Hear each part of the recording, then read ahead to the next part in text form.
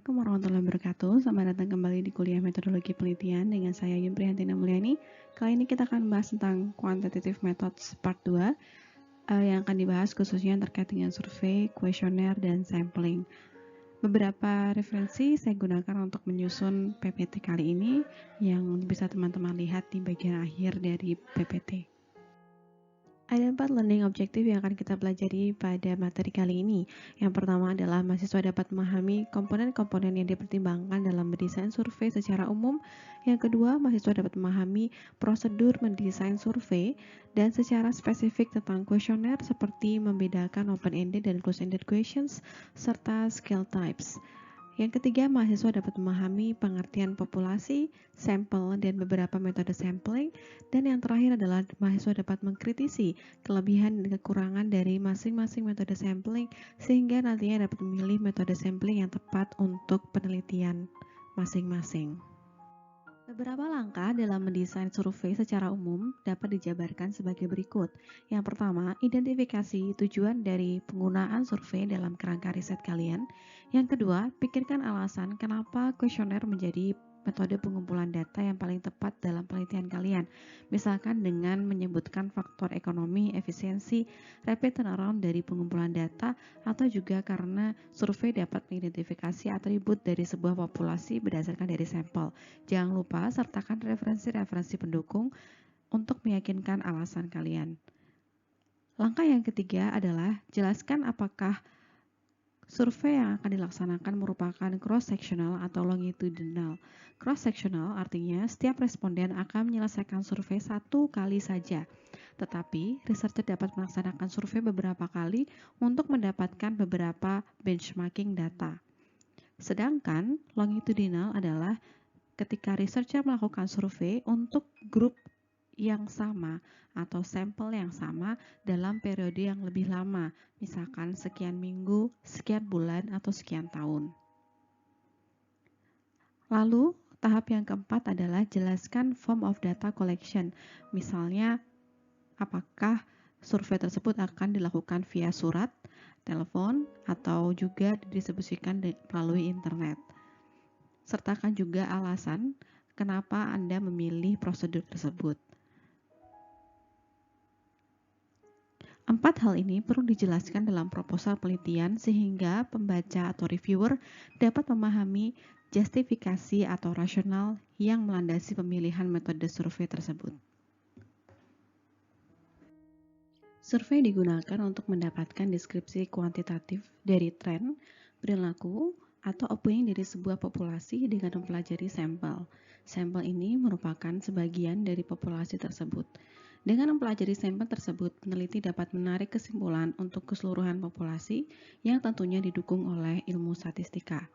Metode ini merefleksikan post-positivis yang artinya penelitian diawali dengan sebuah teori atau hipotesis, lalu mengumpulkan data dan menganalisanya yang hasilnya mungkin mensupport atau menolak teori tersebut, dan kemudian peneliti dapat merevisi teori tersebut atau juga melakukan tes atau riset tambahan untuk mempelajari lebih lanjut berkaitan dengan teori atau hipotesa tersebut.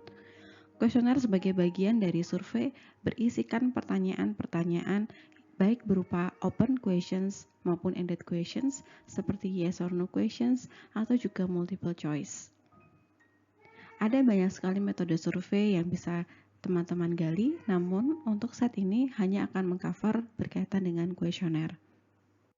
Metode survei dibagi menjadi dua, yaitu self-completion yang artinya responden akan mengisi atau menjawab pertanyaan-pertanyaan sendiri. Ada 2 cara distribusi kuesioner melalui surat yang dikirimkan ke alamat responden masing-masing atau juga melalui elektronik seperti email atau juga Google Forms yang sudah banyak teman-teman gunakan. Keduanya memiliki kelebihan dan kekurangannya masing-masing. Adapun persamaan dari keduanya adalah dibutuhkannya highly structured questionnaire yang didominasi oleh closed-ended questions. Ketika mendesain kuesioner, peneliti harus tahu tujuan penelitian dan menurunkannya atau menerjemahkannya dalam bentuk pertanyaan-pertanyaan sehingga memastikan metode analisis apa yang akan digunakan.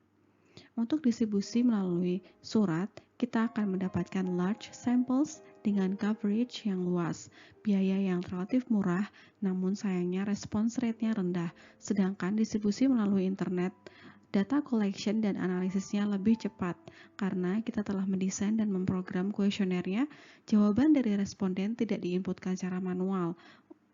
Hal ini juga akan mengurangi human error ketika input data tersebut. Kelemahannya memang membutuhkan waktu untuk memprogram kuesioner tersebut. Metode yang kedua adalah Interviewer Administered Survey yang dapat dilakukan dengan face-to-face, melalui telepon, atau juga dialog melalui komputer. Pada dasarnya, tipe metode ini, interview akan memberikan pertanyaan kepada responden dan responden akan menjawab dalam waktu yang bersamaan. Tipe interview ada tiga jenis, yaitu structured, semi-structured, dan unstructured. Jika teman-teman tertarik dengan metode yang kedua, teman-teman bisa menggali lebih lanjut di literatur-literatur yang lainnya. Sedangkan slide ini akan lebih fokus kepada pembahasan kuesioner. Selanjutnya kita akan belajar tentang populasi dan sampel. Populasi didefinisikan sebagai semua orang atau item yang memiliki karakteristik yang ingin kita teliti. Namun sayangnya karena keterbatasan resources, entah itu waktu, uang, maupun juga beban kerja, kita tidak bisa mendapatkan informasi untuk setiap individu maupun item dalam populasi tersebut, sehingga dibutuhkan sampling, yaitu mengambil sampel atau subset yang merepresentasikan populasi tersebut. Dengan sampel, hasil yang kita dapatkan, entah itu tren, attitude, ataupun hal lainnya, dapat digeneralisir untuk populasi tersebut. Artinya, findings dari riset kita yang kita bangun berdasarkan pada sampel dapat juga berlaku untuk populasi tersebut. Tentunya dengan metode statistik kita dapat menguji akurasi dari proses generalisasi dari sampel ke populasi. Selanjutnya adalah sampling frame. Saya memberikan contoh untuk memudahkan kalian memahami apa yang dimaksud dengan sampling frame. Contohnya sebuah survei digunakan untuk mengukur kepuasan masyarakat terhadap tanggap darurat COVID-19 yang dilakukan oleh pemerintah Indonesia. Research team sudah mengambil 1.000 nomor telepon secara random dari telepon directory dari kota Jakarta dan melakukan 100 calls per hari setiap hari Senin sampai Jumat pada pukul 7 pagi sampai 4 sore dan menanyakan beberapa pertanyaan kepada responden melalui telepon interview. Dengan contoh ini kita tahu bahwa population of interest-nya adalah seluruh masyarakat Indonesia, dan sampling frame ini akan memilih beberapa atau sebagian kecil porsi atau subset dari populasi tersebut yang memenuhi persyaratan berikut ini. Yang pertama adalah dia punya telepon. Yang kedua, telepon numbernya termasuk dalam telepon directory di kota Jakarta. Kemudian dia kemungkinan besar berada di rumah pada pukul 7 pagi sampai 4 sore dari hari Senin sampai hari Jumat. Dan dia bukan orang yang biasa menolak telepon survei. Dari sampling frame ini kita tahu bahwa ada beberapa kategori yang tidak termasuk di dalam pemilihan sampelnya, yaitu orang-orang yang tidak punya telepon. Jadi masyarakat miskinnya tidak disurvei. Kemudian yang kedua adalah unlisted number atau orangnya mungkin punya telepon tapi teleponnya tidak terdaftar di telepon directory kota Jakarta. Kemudian mungkin orang-orang tersebut tidak berada di rumah pada waktu panggilan. Kemungkinan dia merupakan pekerja ya, karena itu kan hari Senin sampai Jumat pukul 7 pagi sampai 4 sore itu waktu kerja, jam kerja. Kemudian juga dia bukan orang yang berpartisipasi, yang tidak mau berpartisipasi dalam telepon interview juga tidak termasuk ya. Artinya orang-orang yang sibuk atau orang-orang yang aktif. Nah, ada perbedaan antara sampling frame dan populasi ini yang kemudian menjadi penyebab utama dari bias dalam survei yang nanti mungkin akan saya bahas. Maksud dari bias ini apa dan bagaimana cara mereport di dalam penelitian kita. Nah, kalau saya boleh gambarkan dengan diagram Venn, lingkaran ini menunjukkan population of interest, dan lingkaran merah ini menunjukkan sampling frame. Jadi ada bagian yang tidak tercover ini yang disebut dengan missing, kemudian missing group, kemudian yang bagian yang bukan merupakan populasi tetapi termasuk dalam sampling frame. Mungkin misalkan orang tersebut itu terdaftar di telepon directory Kota Jakarta, tetapi yang mengangkat teleponnya ternyata bukan masyarakat Indonesia gitu ya, misalkan orangnya adalah orang luar yang baru berada di Indonesia beberapa saat saja misalkan. Nah, ini berarti termasuk dalam foreign group, artinya orang yang sebenarnya tidak masuk dalam population of interest tetapi masuk dalam sampling frame. Kemudian selain itu juga kemungkinan besar ada, bagian yang saya arsir dalam kotak dalam lingkaran merah ini merupakan sampel akhir yang akan kita wawancara. Nah, kesalahan dari sampling frame yang lainnya adalah kemungkinan ada responden yang ditanyai 2 kali, yang kita sebut dengan duplicate groups gitu. Nah, yang kesalahan yang keempat adalah adanya clusters atau groups yang jadi sampling frame-nya ini ternyata mengarah kepada cluster bukan individual, sehingga karakteristiknya itu tidak dapat mewakili populasi. Ini yang berbahaya gitu, artinya bahwa kita sudah melakukan sampling, kemudian kita meneliti, kemudian ada findings-nya, kemudian kita mengeneralisir findings tersebut berlaku untuk keseluruhan populasi, padahal ternyata yang kita sampling itu hanya clusters dan cluster tersebut tidak bisa mewakili populasi. Jadi ada 4 kesalahan yang mungkin terjadi pada sampling frame. Yang pertama tadi adalah missing groups, yaitu orang-orang yang sebenarnya ada di dalam populasi tetapi tidak tercover, seperti tadi ya, masyarakat miskin, orang yang sibuk, pekerja dan lain sebagainya. Kemudian ada juga orang-orang yang sebenarnya bukan termasuk interest, population of interest, tetapi masuk di sampling frame. Contohnya yang tadi saya sebutkan, misalkan orang yang sebenarnya tamu tapi dia yang menjawab pertanyaan gitu ya, jadi nggak valid gitu. Kemudian ada juga permasalahan ketika kita sudah tahu sampelnya, mungkin sampelnya duplicate, jadi kita menanyai orang yang sama lebih dari 1 kali. Kemudian yang keempat adalah adanya kesalahan bahwa sampling frame ini mengarah kepada klaster tertentu yang memiliki karakteristik tertentu yang tidak dapat mewakili seluruh populasi. Ini yang perlu kalian perhatikan ketika menentukan sampling frame. Jadi kalau kita simpulkan, sampling frame ini berisi properti ataupun karakteristik tertentu ataupun kondisi tertentu yang dapat kita gunakan untuk mengidentifikasi setiap elemen dan memilih elemen tersebut ke dalam sampel kita. Sehingga sampling frame ini sebisa mungkin dibuat representatif terhadap populasi. Hati-hati bahwa tadi ya saya sebutkan mungkin ada sampling frame yang mengarah pada klaster tertentu yang memiliki karakteristik tertentu yang tidak dapat mewakili keseluruhan populasi. Nah, itu juga yang perlu diperhatikan. Kemudian misalkan sampling frame-nya itu ternyata justru mendatangkan foreign groups, jadi orang yang tidak masuk dalam population of interest tapi ikut memiliki suara di dalam penelitian kita. Nah, itu yang perlu diperhatikan. Kemudian terakhir adalah sampling frame ini berisi list yang kita dapatkan dari potential respondents yang sudah kita pilih itu. Step pertama yang perlu teman-teman lakukan adalah mengclarify atau memperjelas units atau cases yang kita interested untuk teliti. Unit tersebut bisa berupa orang, organisasi, atau juga dokumen. Units ini yang akan membentuk populasi. Dan ketika mendefinisikan atau clarify populasi ini sebisa mungkin spesifik. Nah, misalkan contohnya adalah teman-teman ingin meneliti attitudes mahasiswa Indonesia terhadap owning houses misalkan. Nah, artinya di sini ada theoretical population, yaitu masyarakat Indonesia. Tetapi tentunya tidak semua kita bisa akses populasi tersebut. Jadi nggak possible dan nggak visible kita bisa mengambil seluruh universitas di Indonesia, sehingga ada yang namanya study population, yaitu populasi yang kita bisa dapat akses.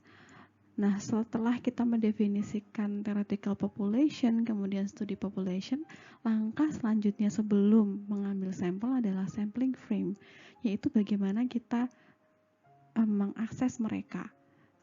Nah, selanjutnya setelah kita mendefinisikan sampling frame, kita akan mendapatkan sampel, yaitu orang-orang yang ada di dalam studi kalian atau yang sudah kalian dapatkan informasinya. Seperti yang sudah saya katakan sebelumnya, bahwa sampel harus representatif terhadap populasi, sehingga kita perlu berhati-hati ketika melakukan sampling. Ada 3 faktor yang mungkin mempengaruhi sampel representativeness. Yang pertama adalah sampling prosedur, yang kedua sampling size, dan yang ketiga adalah participation atau response. Khusus untuk poin yang ketiga, response rate, nanti akan saya bahas di belakang, bahwa ternyata response rate yang rendah itu akan menyebabkan kemungkinan besar bias dari informasi yang kita dapatkan, karena ada sekian persen sampel yang tidak mengembalikan form atau tidak didengarkan informasinya, sehingga mungkin tidak dapat mewakili populasinya. Nah, nanti akan saya jelaskan di belakang bagaimana caranya kita menguji apakah ada bias atau tidak karena response rate-nya yang rendah. Nah, kapan sih kita akan menggunakan keseluruhan populasi sebagai sampel? Itu ketika populasi kita kecil atau kita punya resources yang tidak ada habis-habisnya, itu artinya sangat besar, baik itu waktu, uang, dan lain sebagainya, tenaga. Dan yang terakhir adalah ketika kita tidak berekspektasi adanya high response. Jadi kalau responsnya itu terlalu kecil, ya udah mendingan dibagikan aja ke seluruh populasi, misalkan seperti itu. Metode sampling dibagi menjadi 2 jenis, yaitu probability dan non-probability. Pada probability sampling, setiap elemen atau unit dalam populasi mendapatkan kesempatan untuk diambil sebagai sampel dengan probabilitas lebih dari 0. Tidak harus sama probabilitasnya, asalkan lebih dari 0. Jika probability unit tersebut untuk diambil sampel sama, maka dinamakan dengan equal probability of selection. Sedangkan jenis yang kedua, yaitu non-probability, diambil dengan subjective judgment, yang berarti bahwa ada unit-unit yang tidak memiliki chance untuk dipilih. Ketika menggunakan probability sampling, kita akan menyebarkan kuesioner atau apapun itu kepada sampel yang sudah kita tentukan. Ada form yang kembali dan ada yang tidak kembali, dan itu hal yang lumrah. Non-response effects bisa mengubah probability sampling menjadi non-probability sampling jika karakteristik dari sampel yang tidak merespons tadi tidak dapat dipahami. Sehingga non-response akan memodifikasi probability setiap elemen untuk dipilih. Hal ini berarti bahwa ada sampling bias. Pasti akan muncul pertanyaan, apa yang akan terjadi jika non-response samples mengirimkan informasinya kepada kita? Apakah akan mengubah result yang sudah ada atau tidak? Key differences antara probability dan non-probability sampling saya tampilkan pada slide ini. Seperti yang terlihat, keduanya memiliki karakteristik yang berbeda. Bukan berarti probability sampling lebih baik daripada non-probability sampling, karena kedua desain tersebut di-create untuk mencapai tujuan yang berbeda atau tujuan penelitian yang berbeda. Perbedaan antara keduanya dilandaskan dari basic assumption tentang nature dari populasinya. Dalam non-probability sampling ada asumsi bahwa ada distribusi karakteristik yang sama pada populasi tersebut, sehingga hal ini menyebabkan peneliti yakin bahwa siapapun sampel yang diambil akan merepresentasikan populasi. Riset yang bertujuan menguji hipotesis, menarik kesimpulan yang konklusif, biasanya akan menggunakan probability sampling, karena tujuan penggunaan probability sampling adalah menekan bias atau sampling variability, sehingga generalisasi atau inferences yang dilakukan berdasarkan pada sampel untuk keseluruhan populasi dapat dipertanggungjawabkan. Metode yang digunakan juga biasanya objektif dan didukung dengan metode statistik. Sedangkan non-probability sampling biasanya digunakan untuk riset yang bersifat eksploratory, bukan untuk ngetes hipotesis, tetapi justru mengenerate hipotesis. Untuk itu, kalian perlu memastikan tipe riset kalian dan metode apa yang paling tepat untuk mencapai tujuan penelitian kalian.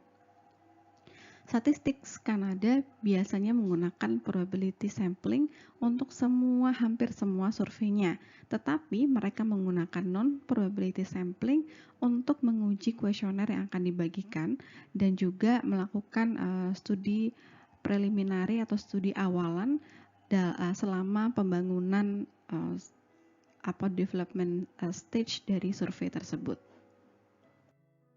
Nah, dari metode probability sampling dan non-probability sampling ada banyak sekali metode sampling yang bisa digunakan seperti simple random sampling, systematic random sampling, stratified random sampling, multi-phase sampling, cluster sampling untuk kasus probability sampling.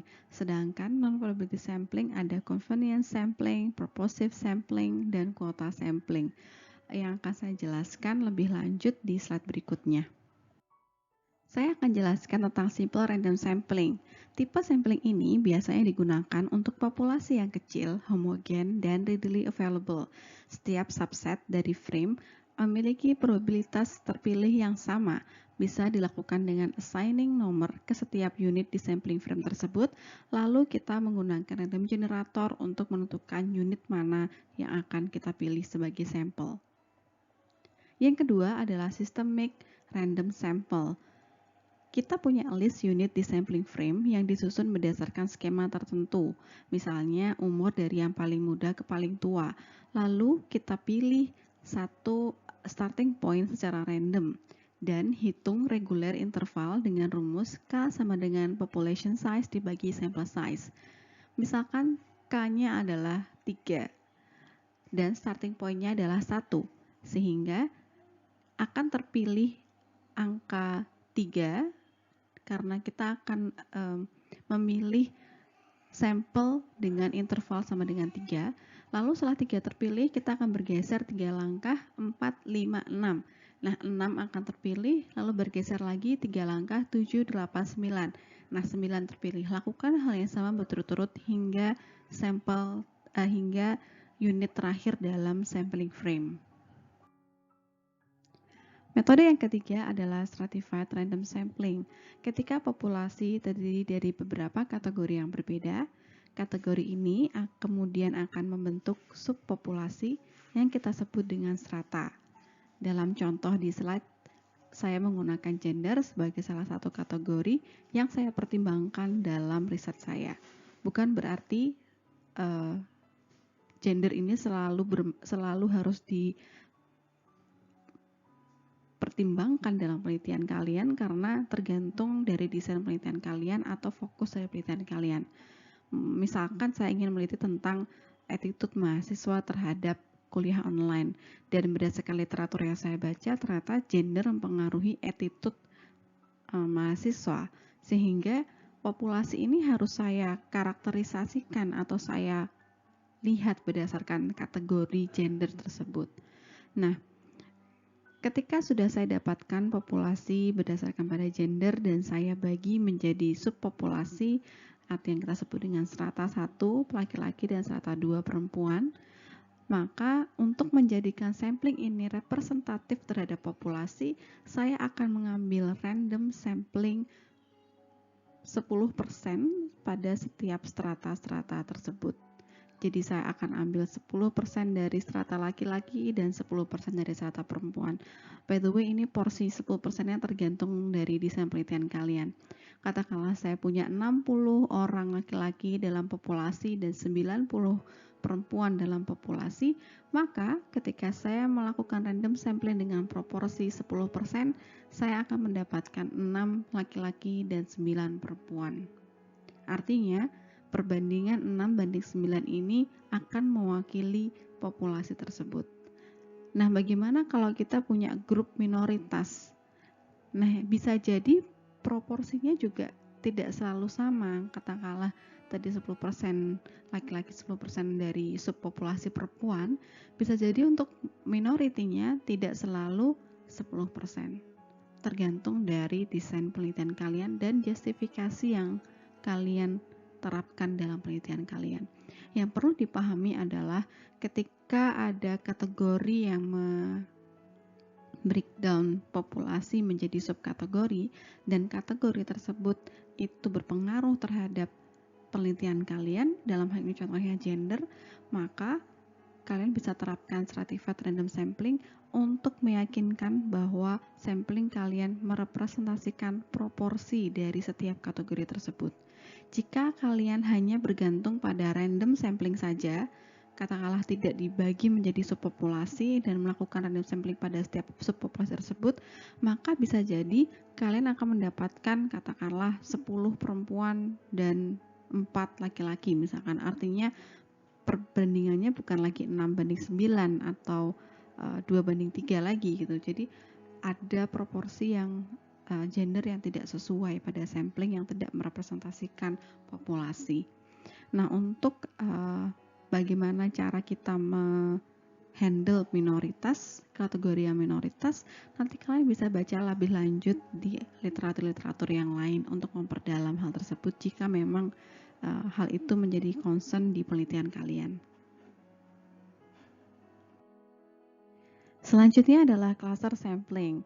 Cluster sampling berbeda dengan metode sampling yang sudah sebelumnya saya jelaskan. Cluster sampling akan mengkarakterisasi atau membedakan populasi berdasarkan pada lokasi atau geografisnya. Misalkan nama kota, kemudian provinsi, kompleks perumahan, dan salah satunya adalah universitas. Di sini saya berikan misalkan contohnya adalah penelitian tentang attitude mahasiswa di Yogyakarta terhadap kelas online. Ada banyak sekali universitas di Yogyakarta dan mungkin resources kalian tidak cukup untuk meneliti seluruh elemen dalam populasi mahasiswa di Yogyakarta, sehingga kita perlu melakukan sampling, dan sampling ini bisa dilakukan dengan cluster sampling. Syarat kita membentuk sampling adalah adanya commonality atau hal-hal yang common yang ada dan terdapat pada setiap cluster. Di sini kan katakanlah kita ada kampus UGM, kemudian kampus UNY dan seterusnya. Nah, setiap populasi kampus itu kan punya commonality ya, artinya adalah mereka berstatus mahasiswa gitu. Nah, kemudian yang kedua syaratnya adalah representatif terhadap populasinya. Sehingga UGM, UII, UNY dan lain-lain itu akan merepresentasikan populasi, yaitu mahasiswa di Yogyakarta. Tentunya untuk commonality ini, dalam kasus ini kan saya lebih general ke mahasiswa saja. Mungkin di penelitian lain akan lebih spesifik. Misalkan kalian ingin melihat apakah mahasiswa itu mahasiswa medis misalkan, atau mahasiswa di di grup science dan seterusnya, mungkin akan lebih spesifik. Nah, di sini setelah kita mengidentifikasi klaster, kita akan memilih secara random klaster mana yang akan dipilih sebagai sampel. Kalian bisa menomori universitas tersebut, kemudian menerapkan yang namanya random sampling untuk klaster. Nah, di sini misalkan saya ambil 4 atau 5 klaster ya, ada UNY, UGM, UII, Sanata Dharma, kemudian UTY misalkan. Nah, setelah saya dapatkan klaster ini, kalau saya akan mengambil seluruh mahasiswa di universitas tersebut, berarti saya menerapkan one stage cluster sampling. Jadi memilih klaster secara random, kemudian seluruh elemen atau seluruh mahasiswa di dalam klaster akan dimasukkan sebagai sampel. Kemudian kalau misalkan kita masih merasa itu one stage sampling itu masih terlalu membutuhkan resource yang cukup besar atau waktu yang cukup banyak, maka kita bisa melanjutkan ke two stage cluster sampling, di mana setelah kita memilih cluster, kita pilih lagi sampel pada setiap cluster tersebut. Sehingga misalkan kita punya UGM, UNY, UII, maka di UGM itu tidak semua mahasiswa akan masuk, tetapi kita mengambil secara acak sampel mahasiswa dalam UGM, kemudian sampel mahasiswa dalam UNY, kemudian dalam UI dan seterusnya, sehingga satu set sampel kita itu berisi sebagian dari mahasiswa dari sebagian klaster yang ada pada populasi. Itu yang dinamakan dengan two-stage cluster. Selanjutnya adalah non-probability sampling. Ada 4 metode. Yang pertama adalah convenience sampling, yaitu sampel dipilih berdasarkan pada availability atau berdasarkan pada kita bisa mengakses orang tersebut atau tidak. Contohnya, misalkan teman-teman punya coffee shop, terus teman-teman pengen tahu kopi apa yang paling favorit. Teman-teman jalan ke taman, siapapun yang ketemu pas di taman itu akan teman-teman tanya dan teman-teman dapatkan informasinya. Yang menjadi pertanyaan selanjutnya adalah apakah betul sampel yang kalian ambil tadi itu sudah merepresentasikan potensial customer atau at least bisa menunjukkan bahwa mereka adalah penikmat kopi. Nah, itu yang menjadi pertanyaan penggunaan dari convenience sampling. Yang kedua adalah purposive atau judgmental sampling, di mana di sini sampel akan dipilih pure berdasarkan pada judgment atau kredibilitas dari researcher. Di sini saya gambarkan researcher punya kacamata pembesar sendiri, kaca pembesar sendiri untuk mengobservasi setiap unit dalam populasi, apakah mereka layak menjadi responden atau tidak. Nah, di sini memang subjective judgment, dan nantinya hasil akhirnya itu akan terlihat bahwa orang-orang yang terpilih itu orang-orang yang memiliki karakteristik tertentu yang dirasa oleh researcher tersebut tepat untuk menyeleksi sampel. Selanjutnya adalah snowball sampling. Biasanya digunakan kalau teman-teman tidak memiliki akses atau sangat sedikit sekali akses untuk mendapatkan sampel. Contohnya misalkan penderita penyakit tertentu yang sangat langka. Caranya adalah teman-teman misalkan dapat sampel 1, kemudian tanya ke sampel 1 ada nggak relasi yang memiliki penyakit yang sama. Kemudian kalian akan dapat sampel 2. Teman-teman akan tanya lagi pada sampel yang kedua untuk mendapatkan sampel-sampel selanjutnya. Nah, yang keempat adalah quota sampling, biasanya diaplikasikan untuk tempat-tempat atau populasi yang cukup homogen, misalkan sekolah atau tempat kerja dan seterusnya. Yang dilakukan pertama kali adalah teman-teman mengobservasi spesifik karakteristik atau potensial respondents dari populasi tersebut. Misalkan di sini sekolah itu kita bagi menjadi 3 gitu ya, kelas 1, kelas 2, kelas 3. Itu karakteristiknya yang kita highlight di situ. Nah, dari situ kita bisa tahu proporsi setiap kelas terhadap populasi secara keseluruhan, yaitu sekolah. Kelas 1 ternyata 50%, kelas 2 30%, kelas 3 20%. Nah, kalau teman-teman hanya punya 10 orang, maka 10 orang ini harus saya pilih dari mana saja. Nah, itu bisa teman-teman pilih berdasarkan pada proporsi setiap subpopulasi. Yaitu kalau kelas 1 ya harusnya dapatnya 50%, kelas 2 30%, kelas 3 20%, sehingga teman-teman akan dapat 532. Dari 10 orang kuota yang sudah ditentukan, teman-teman akan mendistribusikan atau memilih sampel 5 dari kelas 1, 3 untuk kelas 2, dan 2 untuk kelas 3. Nah, kita sudah tahu teori-teori yang ada tentang general guidance untuk survei, kemudian sampling, apa itu populasi, apa itu sampel, apa itu sampling frame, bagaimana cara menentukan sample size, dan seterusnya.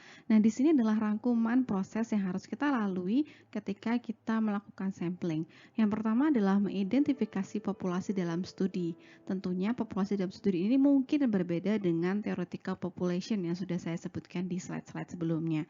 Nah, setelah kita menentukan populasi dalam studi atau study population, selanjutnya adalah kita menentukan sampling frame. How can we get access to them? Jadi kita akan menspesifikasikan sampling frame-nya yang mungkin bisa kita akses. Kemudian yang ketiga adalah menentukan sampling metodenya untuk menseleksi items di dalam sampling frame.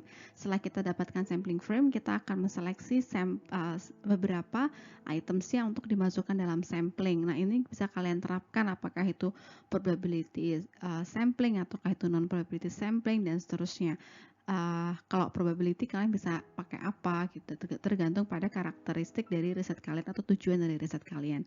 Setelah kalian tahu sampel mana yang akan kalian ambil, selanjutnya adalah menentukan sampel size-nya. Kemudian mengimplementasikan sampel size dan metode sampling serta data collection atau mengkolek data dari sampel tersebut, mendapatkan informasi dari sampel tersebut. Tahap terakhir adalah reviewing sampling process.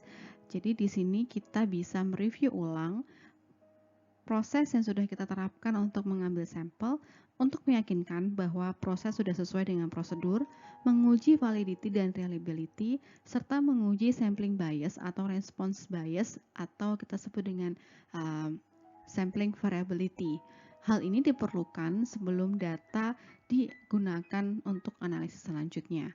Jadi kalau teman-teman ingat ya, ada garbage in, garbage out, itu artinya bahwa ketika data masuk itu sampah, maka analisisnya juga akan sampah atau nggak berguna. Nah, kita harus meyakinkan betul bahwa data yang kita punya itu meaningful, sudah valid, sudah reliable, dan bisa digunakan untuk tahapan analisis selanjutnya. Selanjutnya, choice of sample size. Seperti yang sudah saya jelaskan sebelumnya bahwa sampel itu harus representatif terhadap populasi. Tapi selain representativeness, sampel juga harus adequacy, harus mempertimbangkan kecukupan dari secara jumlah. Bukan hanya secara karakter dari sampelnya, tetapi juga secara jumlah dari sampelnya terhadap populasinya. Sampel terlalu kecil menyebabkan gagal mendeteksi important effects atau adanya asosiasi, atau juga tidak precise dalam mengestimasi parameter. Pada dasarnya, semakin besar sampel size, maka presisi dalam mengestimasi unknown parameters dapat meningkat. Namun sayangnya, mengambil terlalu banyak sampel size, cost-nya juga akan lebih tinggi. Sampel size harus cukup sehingga konklusinya valid dan generalisasi dari sampel ke populasi dapat dipertanggungjawabkan. Perhitungan dari sampel size sendiri ada banyak sekali pendekatan yang bisa digunakan. Dan saya tidak akan menjelaskan lebih detail di sini bagaimana pendekatan-pendekatan tersebut. Saya akan sertakan satu paper yang mungkin akan membantu membuka pikiran kita bahwa tidak ada satu approach yang mengungguli approach yang lainnya. Sama seperti ketika kita mendefinisikan sampling method yang sudah saya jelaskan sebelumnya. Probability sampling bukan berarti selalu lebih baik daripada non-probability sampling. Begitu juga sebaliknya. Nah, di sini ada beberapa approaches yang mungkin bisa digunakan. Misalkan kalau kita punya small populations, kita bisa menerapkan sensus. Artinya adalah setiap unit dalam populasi tersebut akan disurvei. Nah, kemudian yang kedua menggunakan sample size yang digunakan oleh penelitian yang serupa. Jadi penelitian kita kan bukan penelitian yang pertama gitu ya, dan sangat jarang sekali penelitian yang pertama. Artinya kita akan melanjutkan penelitian-penelitian yang sudah ada. Nah, kita bisa cari similar study, kemudian lihat berapa sample size-nya. Atau yang ketiga menggunakan published tables.